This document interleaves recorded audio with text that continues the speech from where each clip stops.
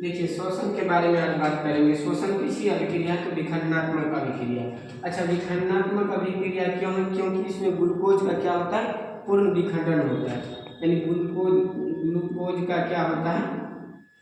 विखंडन होता है। इसीलिए जो है इसको विखंडनात्मक अभिक्रिया कहते हैं या डिस्ट्रक्टिव प्रोसेस कहते हैं। दूसरा देखिए, आप मेटाबॉलिज्म पढ़े होंगे तो पढ़े होंगे तो मेटाबॉलिज्म कहेंगे क्या होता है? उपापचय। उपापचय के अंतर्गत तो जो है उपापचय को दो भाग में बढ़ता है। दो भाग में बढ़ता है कौन कौन? एक है केटाबॉलिज्म और एक एनाबॉलिज्म। एक केटाबॉलिज्म का मतलब होता है अपचय और एनाबॉलिज्म का मतलब होता है उपचय। तो केटाबॉलिज्म होता है श्वसन कैसी प्रक्रिया है? तो केटाबॉलिज्म प्रक्रिया है यानी अपचय। यह सब अपचय प्रक्रिया है। ठीक है, अपचय का उदाहरण है अपचय। तीसरा यहाँ से एक और क्वेश्चन पूछता है कि यह किसका उदाहरण है? तो ऑक्सीकरण का उदाहरण है। क्या है यह? ऑक्सीकरण। ऑक्सीकरण का उदाहरण। चौथा देखिए, चौथा एक कैसी प्रक्रिया है? एक और क्वेश्चन पूछता है कि रिस्पायरेशन यानी श्वसन कैसी प्रक्रिया है? तो एक और क्वेश्चन पूछता है ऊष्माक्षेपी प्रक्रिया है। ऊष्माक्षेपी प्रक्रिया है।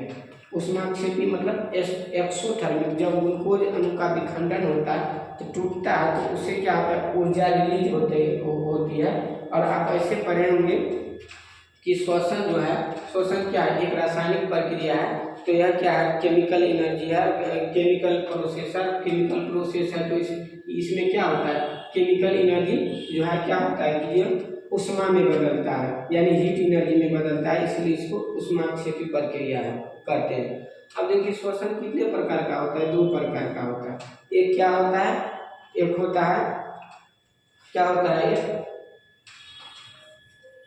एक होता है आपका ऑक्सीश्वसन।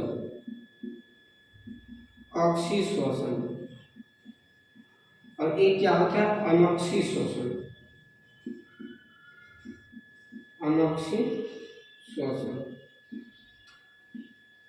यानी एक क्या होता है कि ऑक्सीश्वसन मतलब क्या होता है कि एरोबिक रिस्पायरेशन, और अनऑक्सीश्वसन मतलब क्या होता है? Anaerobic respiration. अच्छा, ऑक्सीश्वसन में क्या होता है कि ऑक्सीश्वसन में इसमें ऑक्सीजन क्या होता है? ऑक्सीजन प्रेजेंस रहता है यानी ऑक्सीजन की उपस्थिति में होता है। ऑक्सीजन की उपस्थिति में होता है। और इसमें क्या होता है? ऑक्सीजन एब्सेंट रहता है एनारोबिक में, यानी इसमें क्या होता है कि ऑक्सीजन जो है नहीं रहता है, तो O2 की अनुपस्थिति होता है।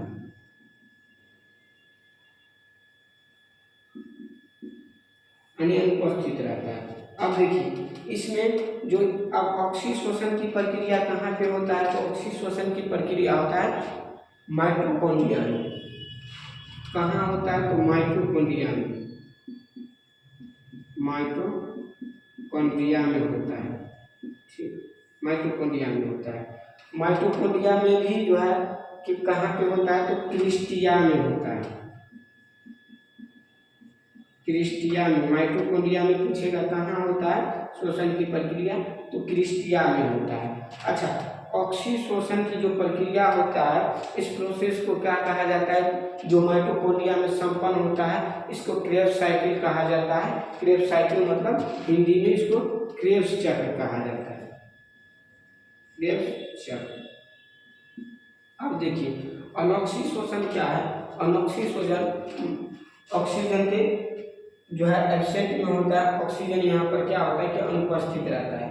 अब ऑक्सीजन अनुपस्थित रहता है तो इस प्रक्रिया में क्या होता है? ग्लूकोज का आंशिक विखंडन होता है।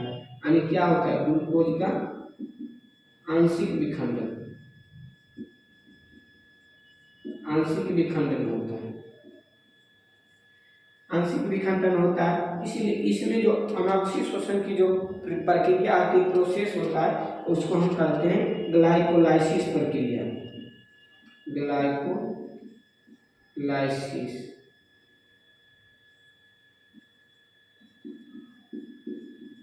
ग्लाइकोलाइसिस प्रक्रिया कहते हैं। अब देखिए अब ऑक्सीजन शोषण आयन यानी इसमें ऑक्सीजन उपस्थित है, तो ऑक्सीजन उपस्थित है तो इसमें क्या होता है कि ग्लूकोज का क्या होता है, पूर्ण विखंडन होता है, ग्लूकोज का पूर्ण विखंडन।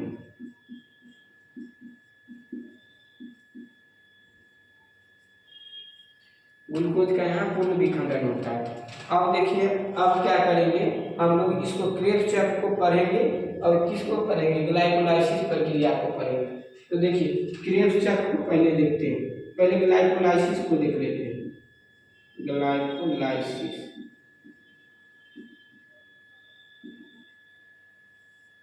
देखिए ग्लाइकोलाइसिस की प्रक्रिया कहाँ संपन्न होती है, सबसे पहला क्वेश्चन यहाँ से पूछता है, तो यह कोशिका द्रव में संपन्न होता है। कहाँ, कोशिका द्रव में, कोशिका द्रव में संपन्न होता है। ठीक, अब कोशिका द्रव में संपन्न होता है तो अब इसमें होता क्या है, कोशिका द्रव में संपन्न होने से क्या क्या इसमें मतलब इस प्रोसेस में क्या क्या होता है। तो सबसे पहले देखिए इसमें ग्लूकोज का आंशिक विखंडन हम बता दिए हैं कि ग्लूकोज का आंशिक विखंडन होता है। अब ग्लूकोज का आंशिक विखंडन होगा तो किसमें कन्वर्ट होगा, तो पायरुविक अम्ल में। तो इसमें क्या होता है, दो अणु पायरुविक अम्ल का निर्माण होता है, दो अणु पायरुविक अम्ल, पायरुविक अम्ल, दो अणु पायरुविक अम्ल का निर्माण होता है। उसके बाद देखिए 4 एटीपी ऊर्जा का निर्माण होता है, 4 एटीपी ऊर्जा का निर्माण होता है। तीसरा देखिए इसमें क्या होता है, अब जो है इथाइल एल्कोहल का निर्माण होता है,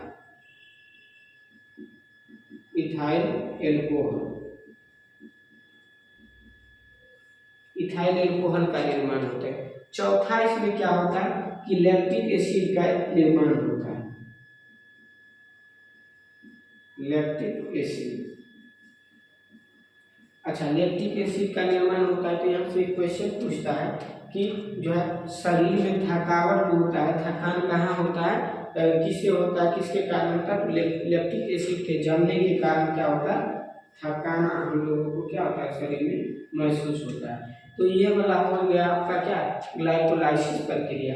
अब देखिए ये दो अणु पायरुविक अम्ल जो बचा था, अब यही दो अणु पायरुविक अम्ल क्यों हुआ था, क्योंकि यह यहाँ क्या हुआ था कि ग्लूकोज का आंशिक विखंडन हुआ था, यानी ग्लूकोज का आंशिक विखंडन के कारण ग्लूकोज किस में बदल गया, तो पायरुविक अम्ल में बदल गया।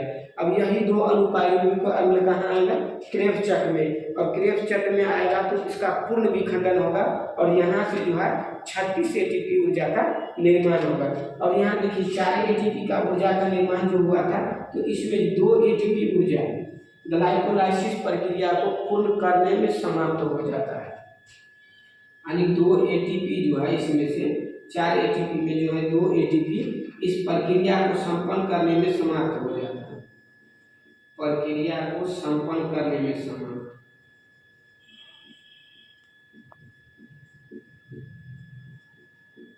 समाप्त हो जाता है।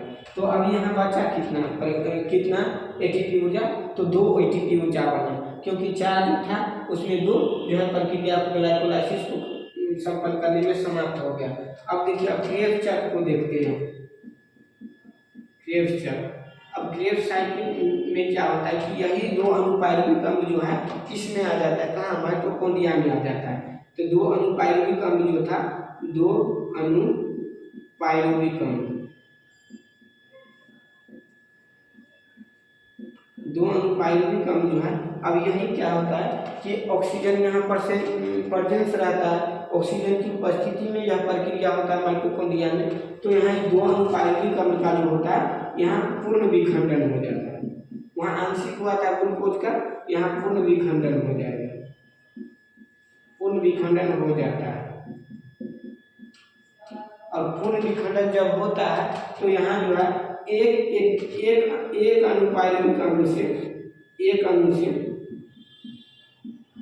से कितने एटीपी ऊर्जा का निर्माण होता है, तो 18 एटीपी ऊर्जा का निर्माण होता है, एक अणु से 18 एटीपी। तो 2 अणु से कितना हो जाएगा, तो 36 एटीपी। अब देखिए 36 एटीपी ऊर्जा का निर्माण यहाँ हुआ, यहाँ 36 एटीपी ऊर्जा का निर्माण और यहाँ 4 एटीपी ऊर्जा का निर्माण। तो आपको पूछेगा कि पूरे श्वसन की प्रक्रिया में कितने एटीपी ऊर्जा का निर्माण होता है, तो आप निर्माण में क्या बताइएगा, निर्माण में देखिए यहाँ क्या है 36 और यहाँ 4, तो 40 का निर्माण होता है। पूरे श्वसन की प्रक्रिया में जो है 40 एटीपी ऊर्जा का निर्माण होता है, लेकिन पराग कितना होता है, तो पराग का यदि बात करेगा, पराग पूरे तो 38 एटीपी, यानी पूछेगा कि संपूर्ण श्वसन की प्रक्रिया में कितने एटीपी ऊर्जा प्राप्त होता है, तो 38 एटीपी। क्यों? क्योंकि अब निर्माण कितना, तो 40 एटीपी, यहाँ 36 और यहाँ 4। अब पराग में क्या हुआ, तो पराग में यहाँ 2 एटीपी क्या हुआ था, प्रक्रिया संपन्न करने में समाप्त हुआ, तो यहाँ निर्माण हुआ लेकिन प्राप्त नहीं हुआ, यहाँ प्राप्त 2 एटीपी हुआ।